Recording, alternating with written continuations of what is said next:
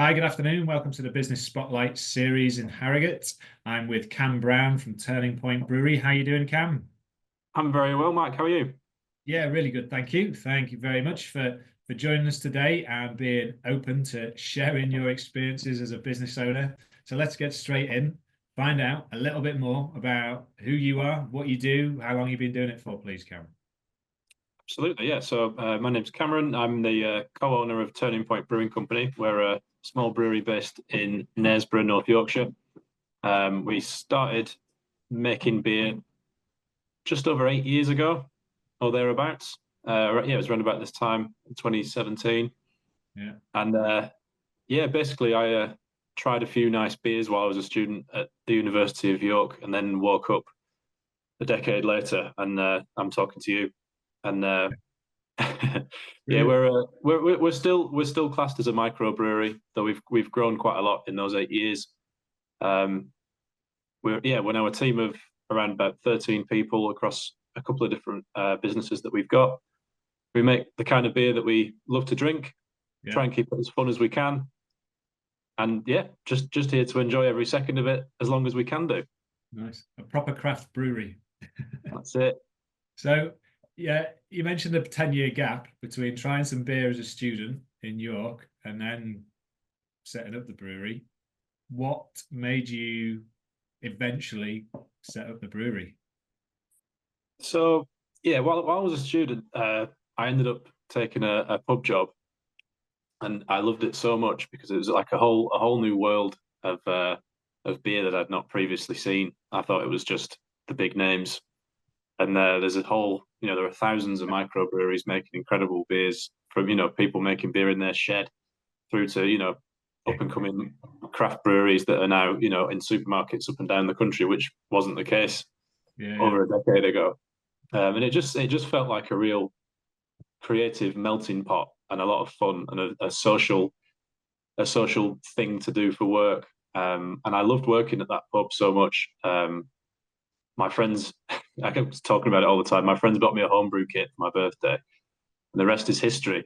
And so I eventually ended up running a pub after my time at university, and still making my own beers, and ended up volunteering for a few different breweries just to find out what that might be like, to get a taste for it. And one of my suppliers at the pub mentioned that he wanted to start his own brewery, and kind of thought he was joking. But about 4 weeks later, we met up in a pub, and we'd found within a few hours we'd found the premises to go and look at. We'd found a second-hand kit that we could buy, cobbled together the money to get it started. Um, and yeah, that process only took a few months, and Wow. yeah, the rest came together really quickly. It was one of those nice moments where the excitement is high, the ideas are coming thick and fast, and we didn't over strategize it. We just got started with what we had, which was some enthusiasm and quite a lot of naivety. Great stuff. What a great story. There's a few bits to kind of unpick there. So starting with, you mentioned about making beer that you like to drink. So I know it's a very kind of close-knit sort of industry sector that you work in where people collaborate, help each other, share knowledge. Do you need to stand? That might sound like a silly question. How do you stand out in the marketplace with what you do? It's a very difficult question to process, that, because there are so many breweries doing so many different things. They're all unique in their own ways, Yeah. and it's not always immediately obvious what those are.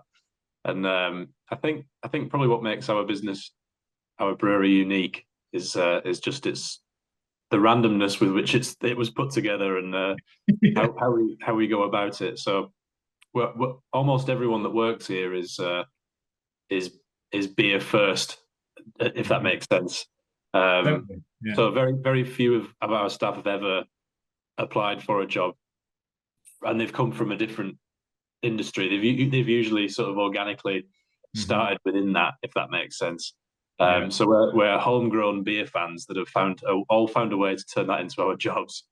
And but in the way that presents itself as a business, I think is yeah, for one, our marketing I'm really proud of is all sort of came from what I was really into at the time and still am, which is like sci-fi outer space, and like music and TV references. I think all of that amalgamated makes our image quite unique and Yeah, a little bit hodgepodge, but in a way that makes us really identifiable. And I love it because if you attach your hobbies and interests to your brand, you'll find people that share those interests, and that's how I make friends. yeah. I love that because that is a true expression kind of business. You know, it's from within, isn't it? It's not something that you're trying to do to make other people please. Well, you are, if that makes sense, but it kind of comes from within, and you're showing a passion for what you do. I often say, Mike, that we make beer for ourselves, and because we've got some spare, we have to sell it. Love that. Great. That's, to be honest, that's kind of how we approach most things. Yeah, Is what would be a nice thing for us to drink when we finish work on a yeah, Friday afternoon? What's that beer that we need to make? yeah.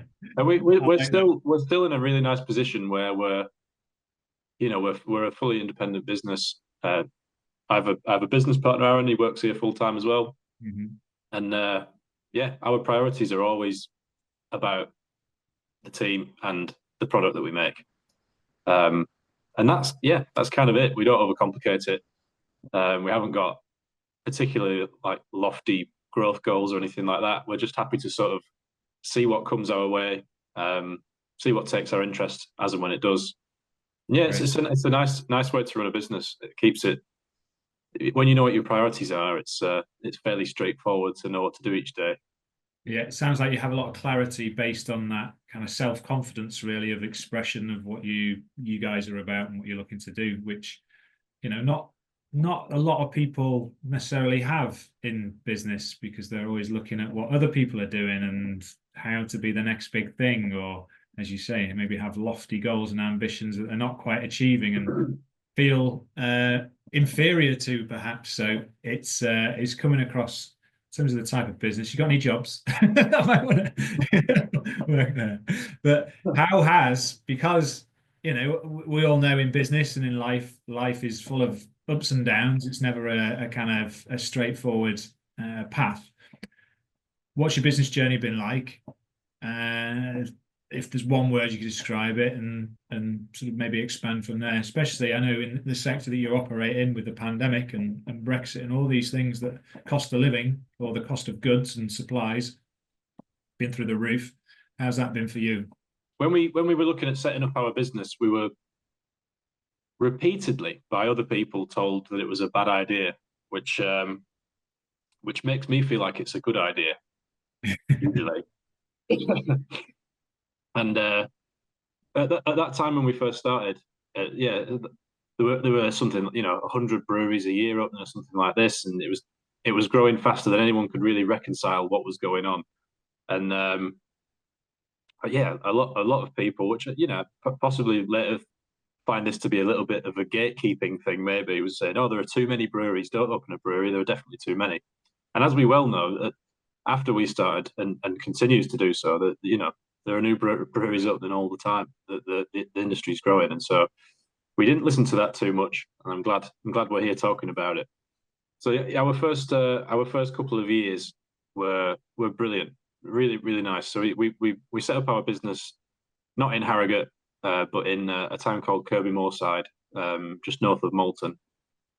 And that was for the kind of product that we were making. It was a very rural part of the world. We weren't very perceptive to our 8% IPAs for their tide lines and country pubs. We weren't in the right area for our product. Not that that was a problem. Me and Aaron both lived and still live in York, and so our target area was York and Leeds, and then eventually grows and grows. But yeah, in those early days, we were fairly cautious and like, well, we're new at this. We're not experts in making beer. I know anybody can do it, but that doesn't mean that it's going to be great beer wise. So we were skeptical of our own abilities, probably to a fault, I would say. We were making good beer. We had help from the right people. We had good equipment, and we were making beer that people really enjoyed. So those first couple of years went really well. And about 18 months in, we decided This site in Kirby Moorside was going to be quickly become too small for us, and so that's when we started to look to relocate. And so we stopped investing in that site, which we'd been doing previously by adding tanks and making improvements to the building, that sort of thing. We packed up our stuff and we moved to Knaresborough. I think we got the keys here August the 1st, 2019 or something like that. Yeah. We still had the old site up until around about the end of that year. But then, yeah, so we quadrupled in size. We quadrupled our beer production, number of staff. And you can see where I'm going here. We started to hit full pace and everything was going just rosy in February 2020. And we just bet the farm on that being a success, us moving there and self-financing the whole thing, with the business's own resources rather than bringing any investment in or anything like that. And we did so really well, but it left us fairly vulnerable at the end of that. We needed to make and sell quite a lot of beer to make it work. And of course, all the pubs closed. We hadn't really planned for that. No. So how did you get through that? Well, when I think back about COVID, it's remarkable, really. Like, it just seems like a blur. But the first instance was well, we can't keep people working here, can we? Really, because there's nothing to do. that was a bit of a problem. We've got more beer than we'll ever need, and no one to sell it to. All of our tanks were full of beer. We just started this really ambitious project, collaborating with other breweries for a nationwide launch in some 70 venues simultaneously, and it was going to be great. But we had to sort of do what most breweries did, which was find a way to make retail our existence. We did that really well, I thought. It kept us going. It was either shut the door, pay the rent, keep the heating off, or go all in on retail and online events.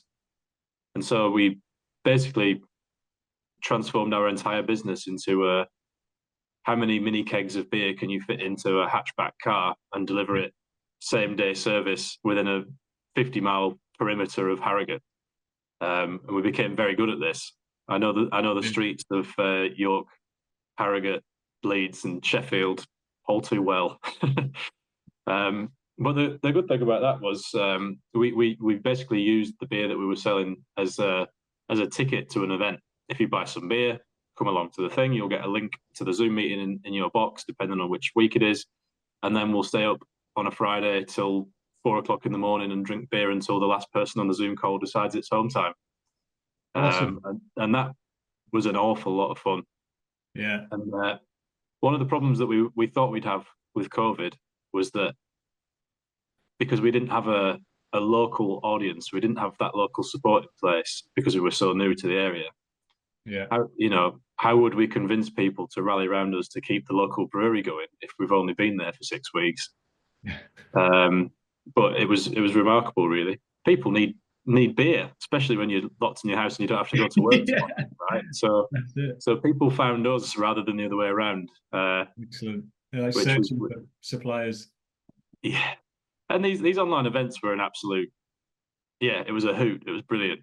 Yeah. We had so much fun doing that, and it was completely brand new. So the first one we did, Josh, our head of sales, and myself, we were like, what app do we use for this thing? We haven't even heard of Zoom. Found it on Google. It's all right, okay. Yeah. People seem to be using Zoom, and didn't know how many people to expect. We knew how many cases of beer we'd sold, and then Josh and I in the waiting room for the call put the link out on Twitter, and like seconds later, like 300 people looking at us with 4 cans of beer in their hands, being like, "Make this entertaining." What do you do now? Yeah, so we kind of had to figure that out as we went along, and that was a lot of fun. But yeah, those events spiraled into a thing that people would look forward to, and in turn that would help us sell more beer, which would bring more people to the events, and that went on for a good long while. And then, of course, we had the tap room as well at the brewery, which we'd planned on opening in March. But because it's got a nice large outside area, we were able to open that through the summer as restrictions lifted and changed at various points. and that became something really unique. So around here, there aren't that many big outdoor drinking places, and so before long, we had a nice, you know, fully booked tap room on a Friday and Saturday, and yeah, that kept us going pretty well. But we survived, and we're still here to whinge about it. Brilliant. What a great story, and a great example of pivoting and, you know, having to change, going for it, and backing yourself to kind of do it and having a lot of fun along the way. And again, that kind of being yourselves really underneath it all, and people appreciating that, I'm sure, in the enjoyment that they had. Yeah, definitely. So, what does the future look like for you guys then? Subject to, you know, nothing too crazy happening that you can't forecast, but as far Yeah, as you can see at the moment. I think to be honest, Mike, we're our the improvements that we want to make are to do with their internal production style goals rather than scaling the business further. Currently, trying to improve. Well, we have been doing for the last 8 years, trying to improve our beer every time we make some. You know, like our flagship beer, Disco King, we've been making since approximately day one, and Yeah. we're making that beer today. There's a slight iteration again. Try something a little bit different, not too different, because lots of people are counting on us for that beer to taste how it usually does. Yeah.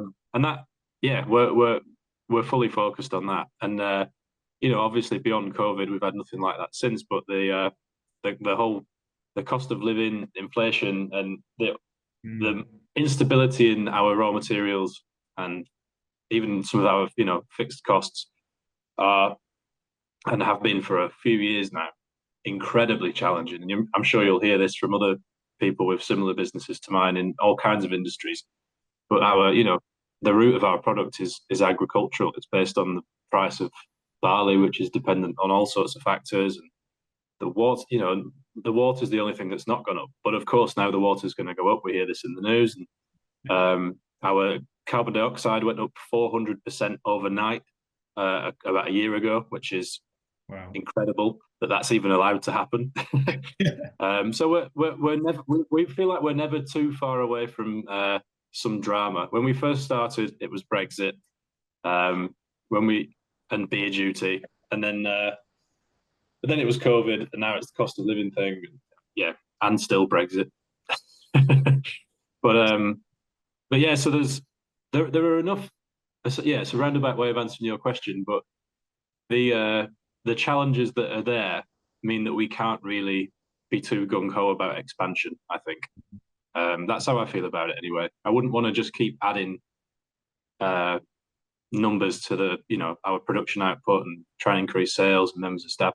I think we probably, I've said this for the last couple of years, probably do well to just consolidate what we've got and protect it. Yeah. Because, you know, so it's a tricky time, you know, economically everywhere, but this industry seems quite in flux at the minute.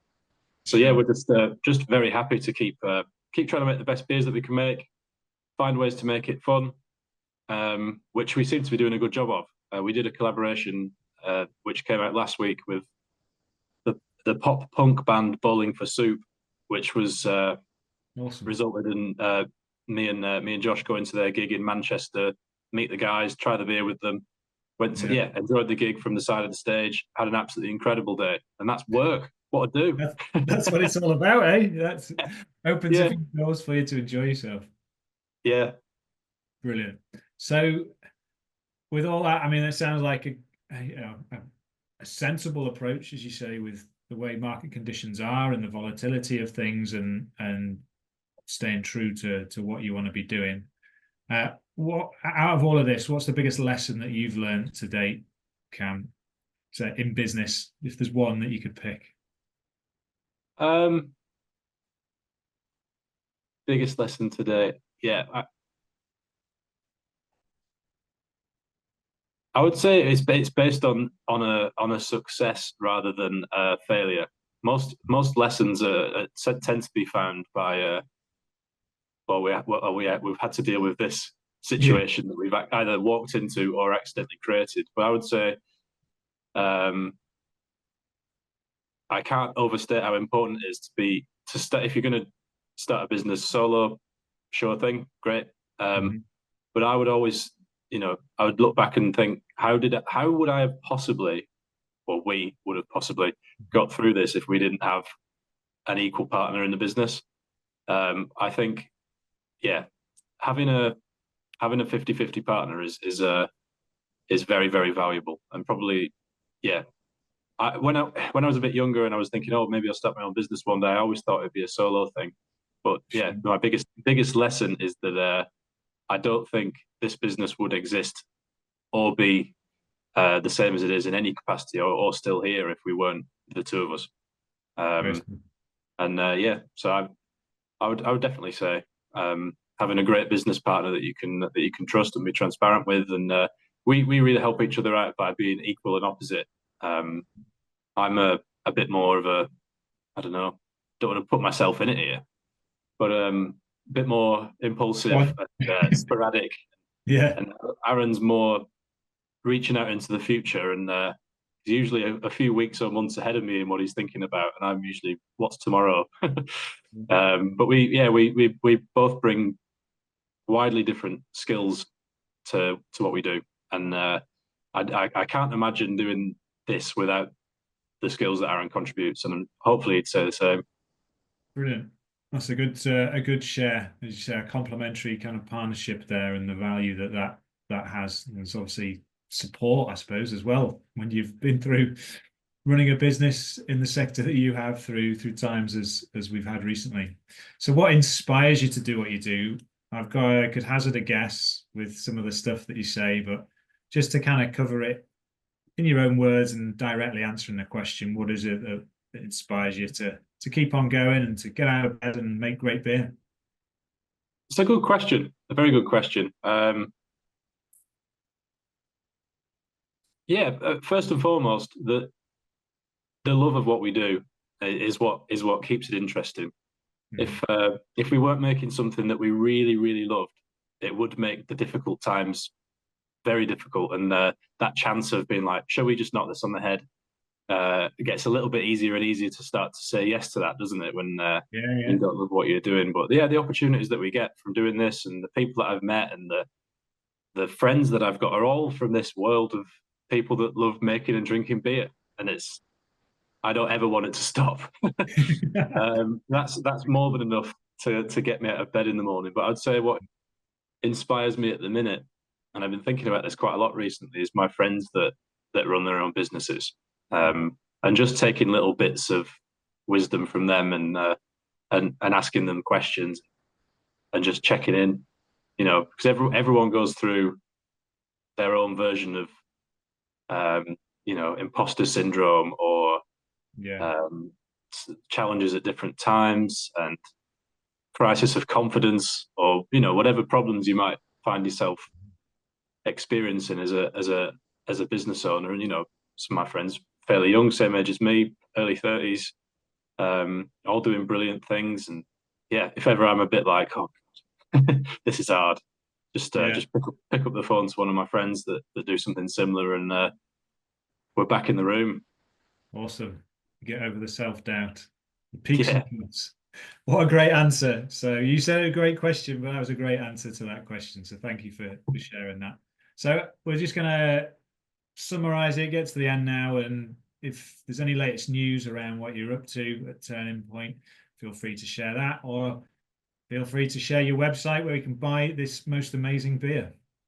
Yeah, for sure. No, thanks for the opportunity to chat. It's been nice. If you guys have got any interest in trying some beers, we're Turning Point Brewing Company. You can find us on usual social media with a quick search, turningpointbrewco.com.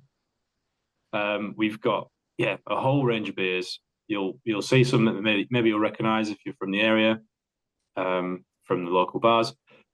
All sorts of stuff, from 3.4% pale ale all the way through to 12% barrel aged imperial stout, everything in between. Nice. We've got our tap room here in Knaresborough, which opens for the last weekend of the month from April. We just open here when it's warm, because we're a big old aircraft hangar of a building, and the winter time isn't too kind to us, and nor would it be for our customers. So we just open through the summer, last weekend every month. If you can't wait till then, we've got a bar in York, our flagship venue, the Falcon. That's on Micklegate. Lovely pub, serves Turning Point beer all the time. Staff are lovely lot. Yeah, check us out on social media. We've got a few events coming up. Brilliant. If you're not local and you don't want to buy beer on the internet, you can find our flagship beer, Disco King, in Asda stores nationwide, and currently Sainsbury's as well. Fantastic, awesome. I know the Falcon in Micklegate. Oh, good. Yeah. So I'll be popping in there, and if you send them this 3-second clip, or show them this 3-second clip of the video next time you go in, there's a pint for you. Oh, brilliant! Thank you very much. I will take you up on that. No worries. Cheers, Cam. All the best for the future. And here's to the next few years of the business going well for you. Yeah, thanks for your time, Mike. Cheers.